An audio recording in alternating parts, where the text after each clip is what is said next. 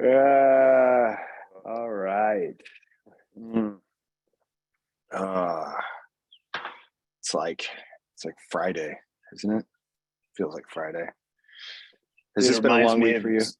Well, it reminds me of last week saying to Jenny, I was like, there was a baseball game, and I was like, "Huh, that's weird that they would have a baseball game on a Wednesday." She's like, "Babe, it's a Monday."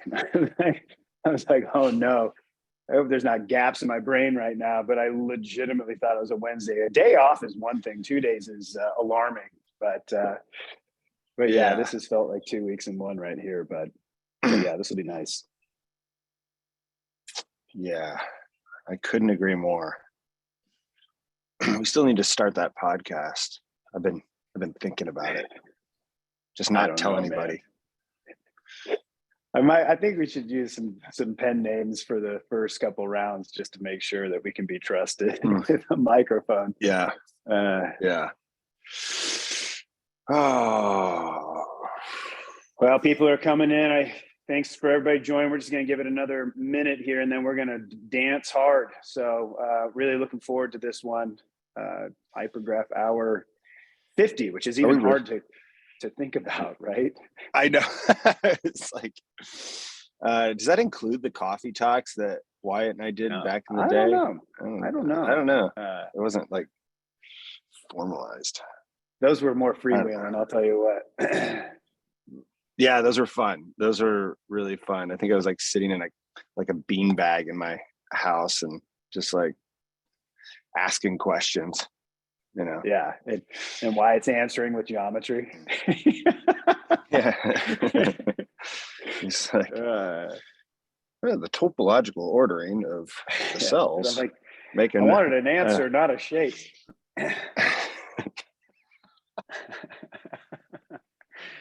That's amazing.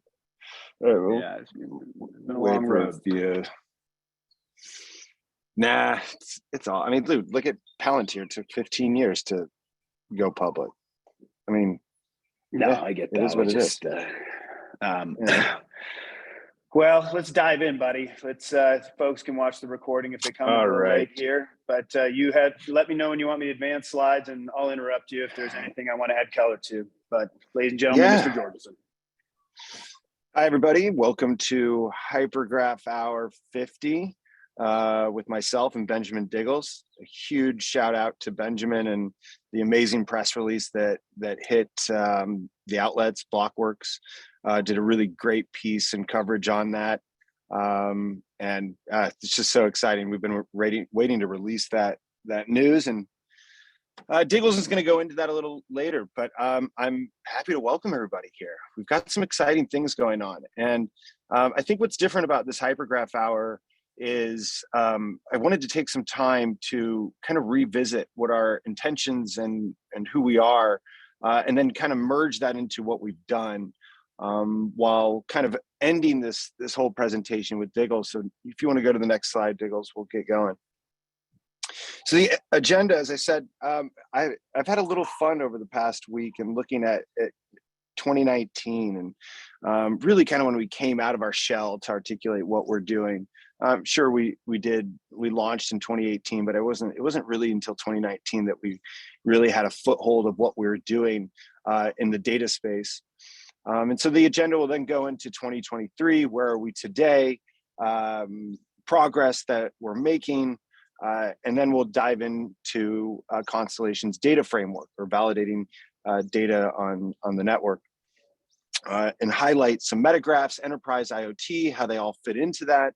And then we'll round it out with Benjamin Diggles giving a federal update, talk through the press that you saw today, and then kind of summarize in a very singular way of where Constellation's core strength is going to be. So Diggles, if you want to kick it off. So in 2019, we got started with a rather robust vision around big data. If you go to next slide, what I started to calculate behind the scenes was when we started this vision and really started to say, hey, what we're building is going to tap into the big data field. We weren't as articulate as we are today. But we knew there was something big going on. People still didn't really understand big data. I remember doing sessions with token holders where we would talk about like, well, what is big data? What does it do? And so we put these slides together to articulate the value of data. Like, it was a completely different time. And it's a great memory for me of going like, wow, like we were going after something we thought really big. And in 2019, the size, or the industry size of big data, was around 41 billion. It was projected to be 116 billion by 2027, with a growth of about 14%. And primarily the drivers of big data were business intelligence, sales and marketing automation. AI was starting to come into the fold a little more. Analytics were big. IoT sector was really starting to blossom. And this pyramid really articulates kind of where the bulk of data was being gathered, right? At the very bottom, it kind of looks like this Maslow hierarchy of basic needs. And at the very bottom, you have IoT data, business data, as kind of the primary volumes that created this drive for big data. If you go to the next slide. And so to kind of recap, we had to define what big data was. And big data really describes the huge amounts of volume that are created by people, businesses, applications that power analytics, business intelligence tools, AI. Data sources that create big data are IoT and connected things, internet and communication applications. AI and machine learning pull on big data. And we use big data for business intelligence, making our apps more fluid and connect to one another. So next slide. And so as I was going through our drive of past presentations, I landed on this slide that kind of naturally gravitated from what big data is to this pyramid of what Constellation is building, right? And breaking down the various stacks and how it relates to data. And this slide we built in 2019, and it kind of blew me away how accurate it was today. And that's something I took away from all that is that we've been very aligned in our vision since day one. We haven't deviated off course. We've only just gotten more succinct with what we're doing. I think in many ways, every startup makes a lot of mistakes. We've made mistakes in the past. But one thing that is very true to what we've done is we've always set out to build what we're going to do and tap into a rather big industry that was already mature by the time we got started. Web3 was not mature. Web2 was mature. Big data was maturing very nicely. And we had to build these tools to keep up with the space. And so this was our way of kind of articulating our stack. At the very top, you have data pipelines, then you go down a layer and you've got our microservices framework. Then below that, you have consensus. And then below that, you have our DAG architecture. You can even see the mistake that we made at the time in 2019, calling ourselves a base layer level 1. You can hear how things have shifted, but a lot of what we're articulating really hasn't changed. We're looking at business data, IoT data, the audit layer, data validation, adding security and data assurance. Like, all these things are things that we talk about today, and we're delivering on that. And it's very exciting to kind of see this as a reminder and a strength of where we've come, that we've only just gotten wiser.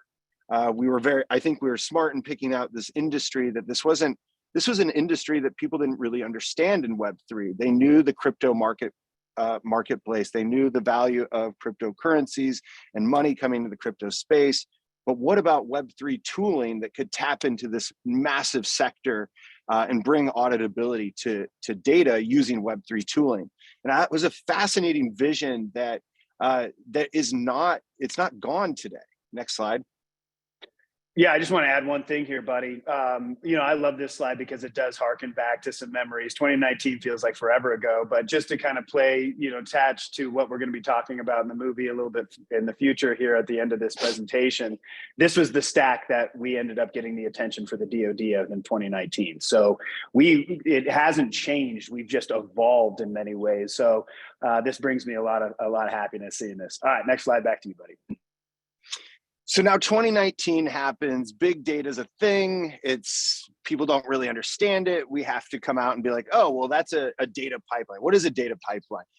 What's a data source? What is the value of data? Like, all of these things that we started articulating, And then 2019, we won our SBIR phase 1 with the United States Air Force to really start to explore use cases around data assurance using a distributed ledger technology. And so fast forward 2023, as I prepared for this Hypergraph hour, next slide, we're starting to see massive trends take place in big data that harden or use big data in a way that we've never seen. Everybody's talking about AI again. AI has been around for a while, but now it's becoming in the fold of the retail consumer.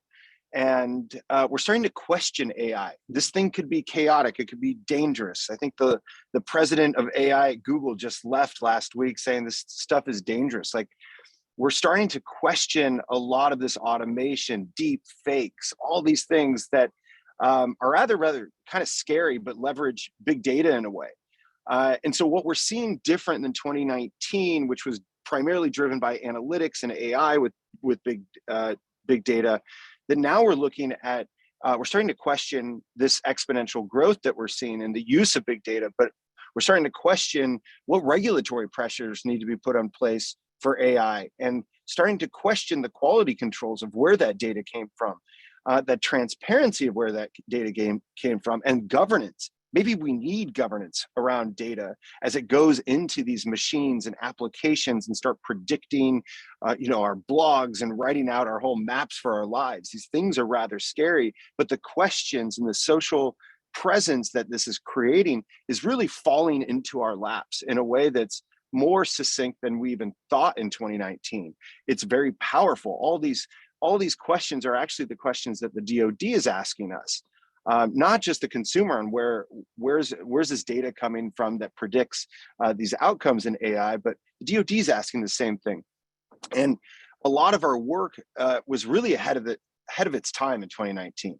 In so many ways, there was very little understanding and value on, well, why would you need to trust this data? It goes into a database, people use it, and it's either good or it's not. And we were talking about clean data. At the time, we were simply going, well, like, you need to clean this data and not store all your data.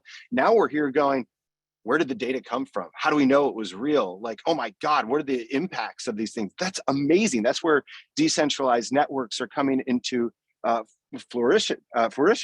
Is that we're seeing the value of governance, not just over a protocol, but actual application governance and where that data come from. And the power of Web3 is not just in the technology, it's also in the community orchestrated governance that's going to have a massive impact on big data. And we're at the front seat of this race. That's the fun part. While every other ecosystem is focusing on creating Web3 and inventing money out of nowhere, we're going after tried and true industry and market value and saying, hey, use this Web3 tool to bring integrity to your data. This is going to be a big play in compliance. Decentralized networking, federated databases wasn't even a thing back then. We're building federated databases that are orchestrated through our consensus mechanism. Trusted data brokerage is now a conversation. As I looked through slides in the past, we looked at I was looking at slides saying, well, people don't use big data as much because they don't trust the data, or raw data just isn't valuable. It's not new oil. It doesn't have value in the same way. And we can't trust who sells and buys data. Referential integrity of data wasn't even a thing. Being able to reference one data pipeline for another one and create a new augmentation of data, that's a really, really big vision that wasn't even possible in 2019. Now it's possible.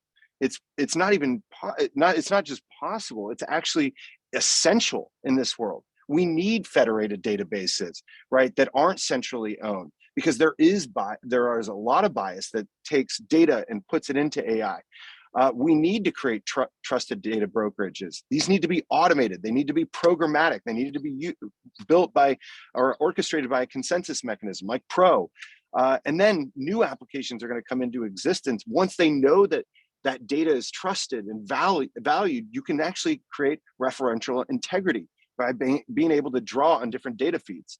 And ultimately, this kind of lands itself on a myriad of use cases, infinite potential around compliance of data.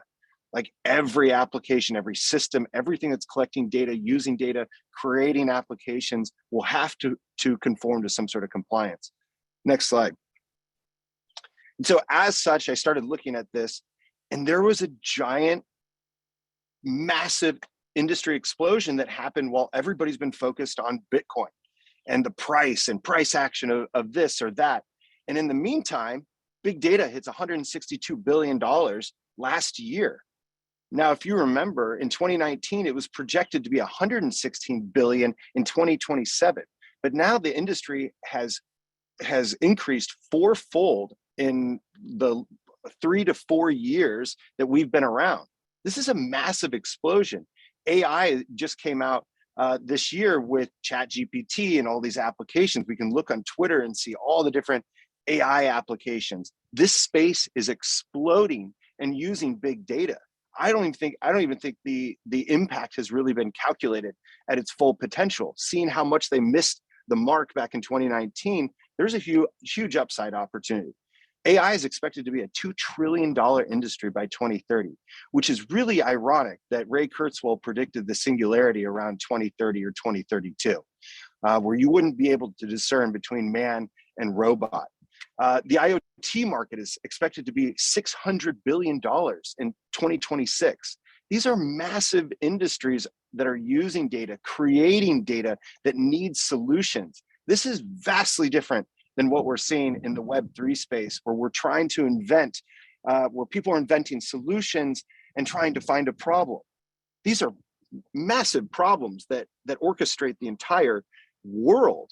And that's where we're shifting our future. And so I put together, I kind of revisited this stack of our business to show kind of from a high level the progress that we've made and set out to do in 2019. In terms of data pipelines, we acquired Door Technology because they collected a very unique subset of data that you can't go out and buy on an exchange. This would allow us flexibility to kind of realize our vision to attach, to be able to do more with data with a product that consumers in the retail space could actually use. This gave us a little bit of ground to build kind of a skunkworks operation around data and seeing its potential. We rolled out Euclid SDK last month, which are around our microservices framework, exactly what we set out to do. This is kind of allowing us to go after build metagraphs, Door Technology kind of leading the way on that metagraph framework, and ultimately be able to capture more data.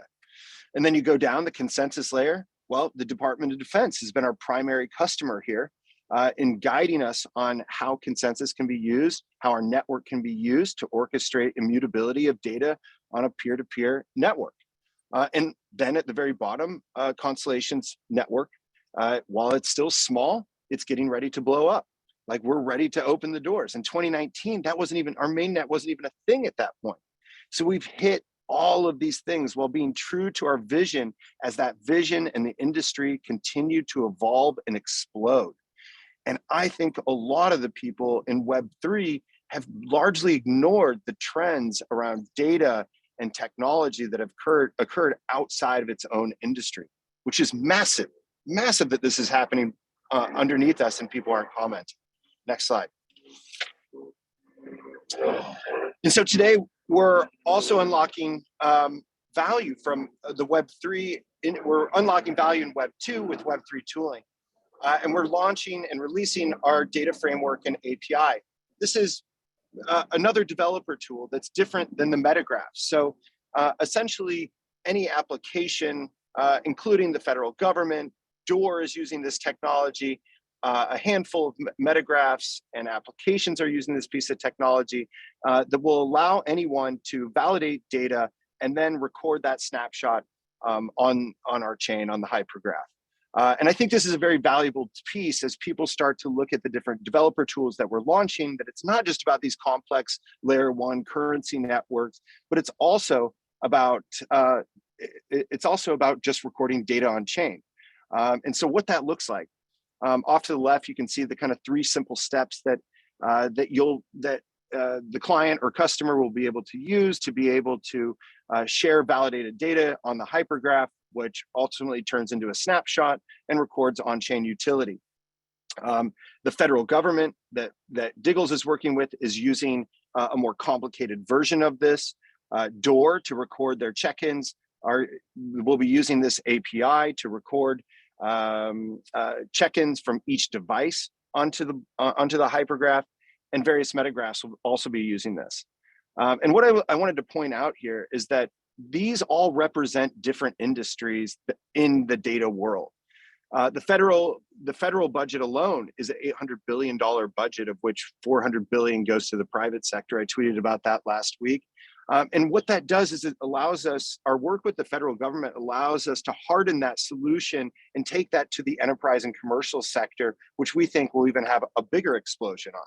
The federal government has been known for helping early stage technologies to harden their solution, take that into a commercial partner. We are working with a commercial partner through Craft. And really that becomes kind of our enterprise focus or commercialized efforts right there.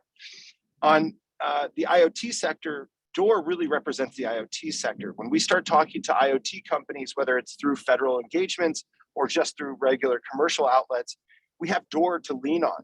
It's a true IoT product that is a really great reference point and framework for other IoT solutions, especially around validating and securing data across mesh networks or smart cities, or all those types of things that use data and trade or exchange data to create a mesh network.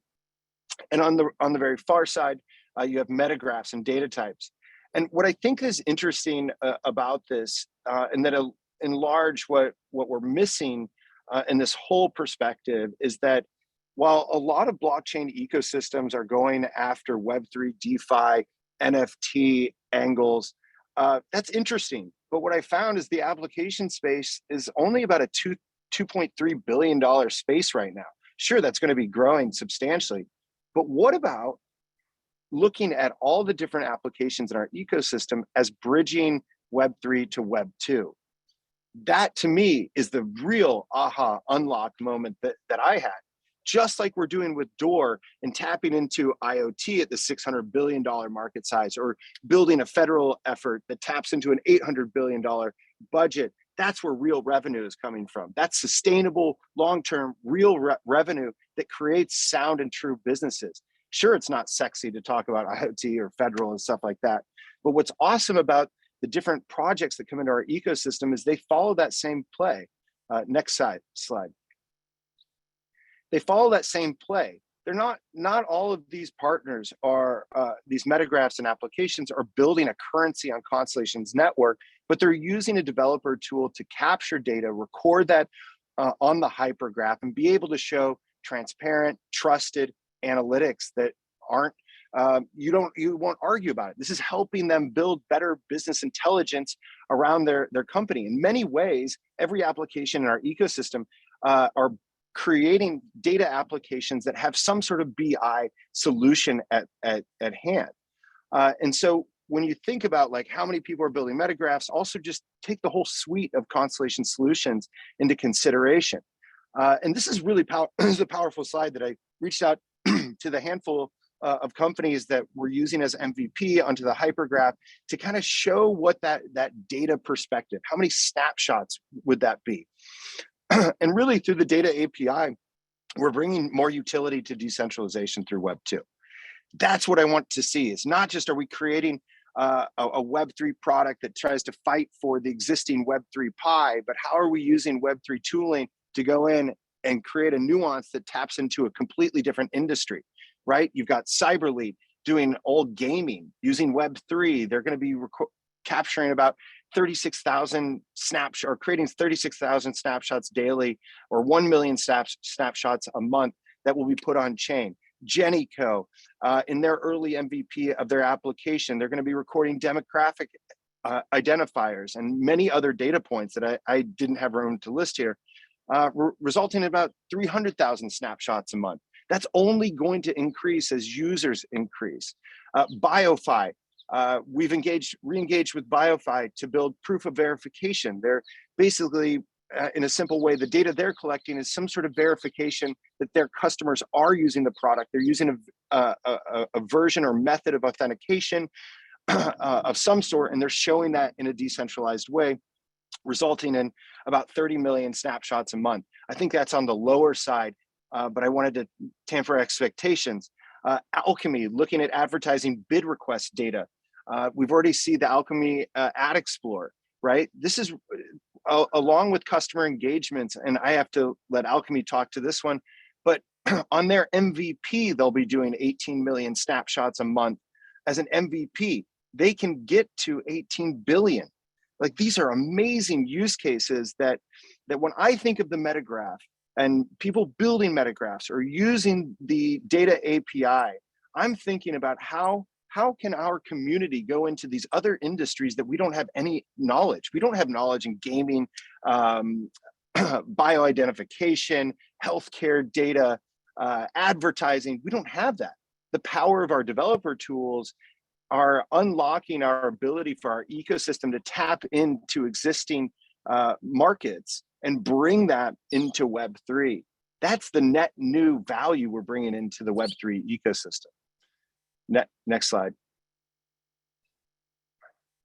And so with that, I'm going to hand this over to Diggles to really dive into the federal engagement here.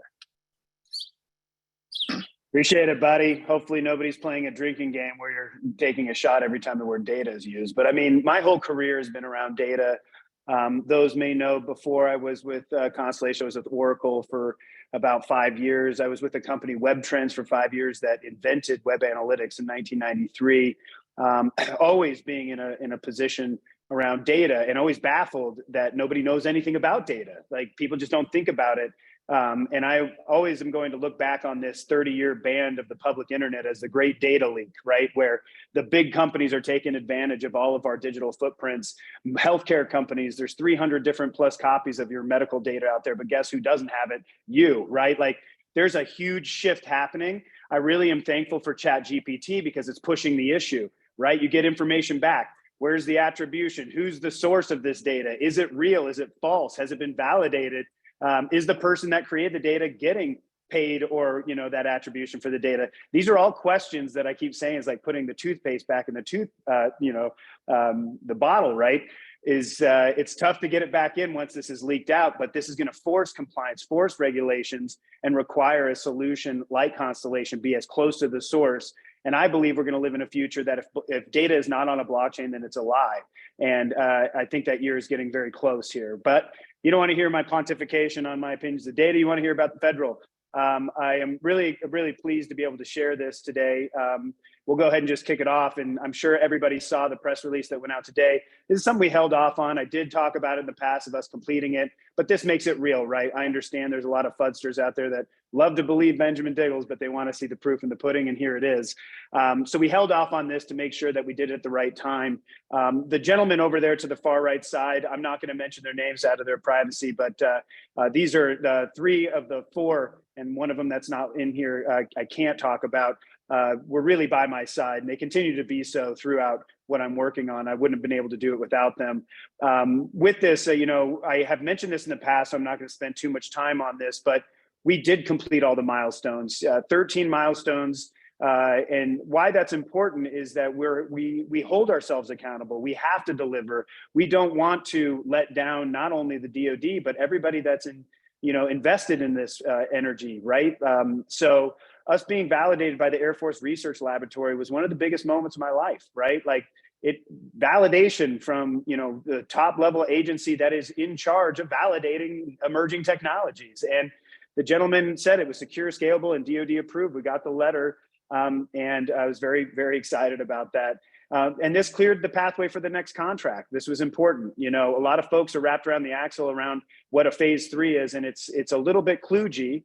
There's a lot of different representations of what a customer means, but we've done it, right? And so because of that, we've developed some significant deep relationships and built trust with not only the federal government, the U.S. Air Force specifically, our partners over at Kinnemy, the Civil Reserve Air Fleet partner that we partnered with, as well as others that have been monitoring the effort.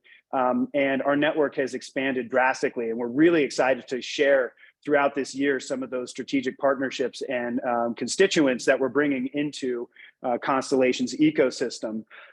So with that, even though today was really exciting, kind of showcasing some of the proof here of the phase 2 effort. What I was really excited about, some folks heard me say I landed the plane today. I was a little bit, kludgy in that as well. But we have transitioned and converted the U.S. Air Force into a customer contract. So we have landed a new contract. Sorry, I'm jittering here, but we landed a new contract. We are no longer a part of the CYBER program. So one of the benefits is we don't have to disclose a lot of our financials. So that's good because we're protected under a true customer. Whereas the SBIR program, the Small Business Innovation Research Program, was really a partnership between us and the U.S. Air Force to take that innovation money and work together to see if there is there, right? Can they prove that prototype? Can they be successful working within our really tough red tape conditions to execute against their milestones? And can we get to that finish line and get that stamp of validation versus a kick in the head, go back to the drawing board? I can't express enough how important this is. So this to me was what I meant by landing the plane. Since we have been a little bit in that SBIR kind of phase program, we are now working directly as a customer with the U.S. Air Force. And so with that, I just want to do a quick key federal traction. This is not all of our federal traction, but this is the key federal. We have some really great aces up our sleeves that we're going to announce later on in the next coming months as we're allowed to. As you can imagine, going back and forth with the Public Affairs Office at the U.S. Air Force is not an easy thing, and we have to be very careful about certain things we say so we don't piss them off. That said, looking at in review here, in August 19th, as we mentioned at the beginning of this, is when we won our first phase 1 open topic. And that was not them requesting blockchain. That's us coming and say, hey, you don't know you need this, but you need this. And we're going to convince you that you need this. And they said, all right.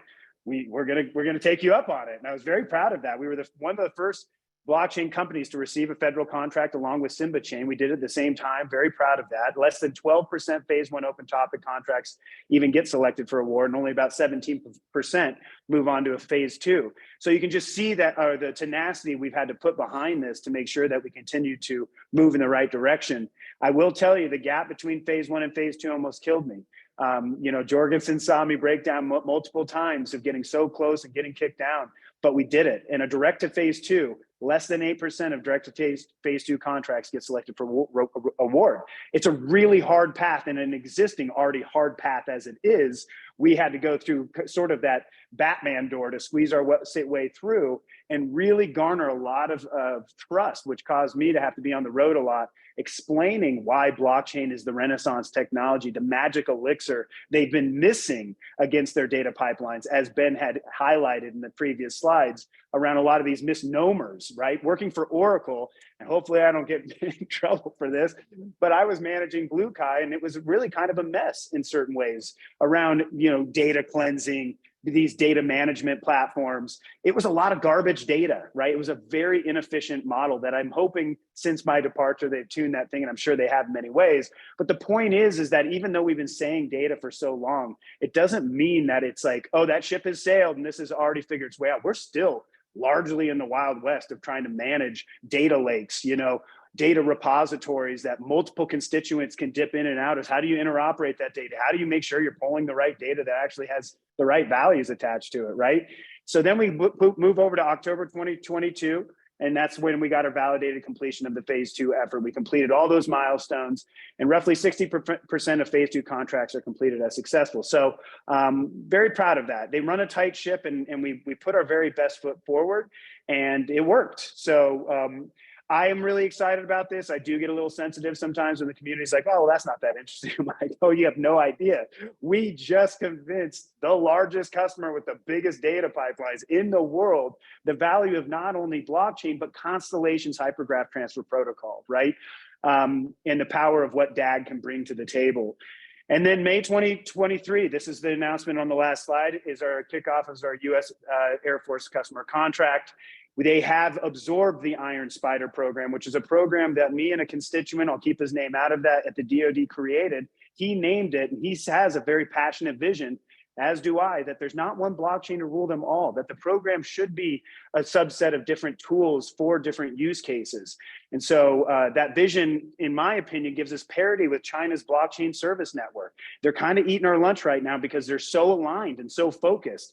So in the name of decentralization and DAOs, we've had to get communities to come together and really work in unison versus a point solution trying to rule the world. We've been said, and I can't validate this, that we're the lead blockchain project for secure communications. And now we're ramping up for production and tradition. And through this next phase, we're going to be transitioning into a tier 1 solutions integrator. There's going to be more details on that, but I'm very poignant that we are not aiming to be a massive services company. We know our swim lane and we know what our technology can do. And based off of my history in business, partnerships make 1 + 1 = 3, and we're going to continue to do that one-to-many strategy. So what we've achieved in our first one, and I'm not going to spend too much time because there's past information on this, the blockchain security of command and control data communication. Some of the most sensitive data in the world runs on this communication rails. And we wanted to show that data in transit that had man-in-the-middle attacks, corruption, missing data would be unhackable, secure. Then we wanted to make sure that our promise with Kinemies data at rest was fulfilled by integrating into their solution so that when the data is stored using their encrypted sharding method, it has that extra layer of encryption and security so that end-to-end, no matter what system or operator's touching it, they have that confidence of the fidelity from an end-to-end solution. And then we deployed a secure smart contract with a Civil Reserve Air Fleet representative, a partner, and that was a multi-author mission data on secure smart contract. We believe the future does involve smart contracts. It's not something we're shying away from. That said, the combination of smart contracts with microservices, game over. There's so much you can do, right? And that's really where the possibility from the API stuff that Ben had touched on, as well as the Euclid SDK. How do you communicate to other systems, even if they're legacy, that may not be tooling for some of this Web3 type of stuff? And we made that decision very intentionally back in the day. So what's happening next at the end of this month and on is we're in this next contract. And again, these are only some of the details. I'm not sharing everything. We can only share so much. But we've been asked to prove true L0 standard interoperability, bridging multiple blockchains using our L0 standard, which is awesome, right? Because they don't want to get wrapped around one blockchain. They want to have multiple blockchains, multiple metagraphs that are dipping into microservices, which will only create more fallback resiliency, but also the ability for us to communicate with other projects that are using other blockchains. Again, we think that there's room for all. We're also going to be employing an agnostic smart contract data automation. And this is going to be where we're going to start to really exchange data in a meaningful way using Constellation's L0 and other technologies. We also are gunning for a thing called authority to operate. I have a very specific strategy with that because our stuff has to be compliant. It has to be blessed, has to be strongly vetted at the DevSecOps level so that there's no backdoors, no holes, no whatever, even if it's a holistic technology that they're owning completely from an infrastructure perspective versus a SaaS offering. We still have to go through that. And that's one of the big things that we're leaning into. We've been exploring that for a while. So it's not something we're just ramping up into. And to really highlight this, the next phase is really this IoT blockchain solution rollout, which is huge. There's so much sensor data in this world, it's baffling, but none of them communicate with each other because man-in-the-middle attacks and IP protection. Those are the two biggest things. I don't want to interrupt my data with my competitor, even though it's going to make for a more resilient, stronger outcome, because I may lose my data. They may know my IP. Furthermore, there may be some hack in the middle using some really amazing quantum technology that can screw things up. Blockchain solves this, which is amazing. So you'll hear us start using a term, a data clearinghouse for machine-to-machine data exchanges, as well as any type of data exchanges. But that data clearinghouse really wraps your head around. If you really think about ACH when it comes to finance, account clearinghouse, data clearinghouse kind of brings it down to reality a little bit. The contract milestone schedule, we are accountable. And I just want to show that, these are the 7 major things that we're locking in right now, which is a pathway to becoming the chain of chains and data clearinghouse for federal communications. And I like this. I just put this kind of silly land and expand model because I am an Oracle sales guy at heart, that we always talk about land and expand. But back when we started, they thought blockchain was interesting, but they knew enough was percolating in other industries that they had to take it serious. And so now if you look where we're at, and I put a little icon there in the middle after closing one, we're starting to get that feedback loop, and we're hearing that blockchain is mission critical. The ship has sailed, and we are poised by our years in the last 4 years of putting our effort into this in an amazing spot. So I'm not going to go through the milestones because I sort of touched on that last slide, but anybody can take a look at this later in the recording.